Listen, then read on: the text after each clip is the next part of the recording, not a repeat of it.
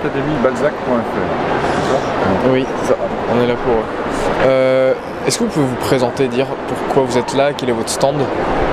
Eh bien, je travaille pour les éditions du Comité des travaux historiques et scientifiques.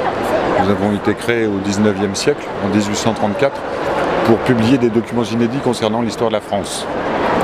Donc, présenté sous cet aspect-là, ça fait très abscon et très sérieux. Mais depuis un certain nombre d'années, on fait, dans un certain nombre de collections, des ouvrages de 3e cycle, ou même éventuellement des manuels, à destination du 3e cycle, aussi bien des étudiants que des professeurs, etc. Et de tous les érudits, de tous les amateurs de sciences humaines, parce qu'on a une collection en ethnologie, une collection en pré- et proto-histoire, et une collection de poche, format, qu'on distribue dans toutes les bonnes librairies françaises. Alors, est-ce que vous pensez que les livres sont assez présents dans les médias, notamment en télévision, dans la presse, enfin... Les livres ne sont pas particulièrement présents dans les médias, mais ça c'est l'époque qui veut ça. C'est que les médias ont d'autres choses à présenter que les livres, mais non, ils sont moins présents, je trouve, qu'il y a quelques années.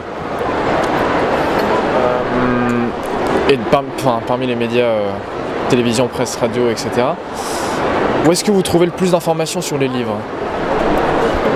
En tant que lecteur, je dirais que c'est certainement pas sur la majorité des chaînes privées qu'on trouve le plus d'informations sur les livres.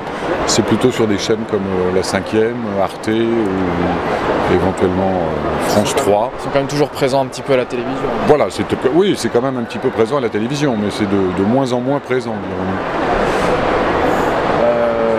À votre avis, qu'est-ce qu'il faudrait faire pour qu'il y ait plus d'émissions littéraires? Il faudrait que les gens les regardent et qu'elles soient programmées.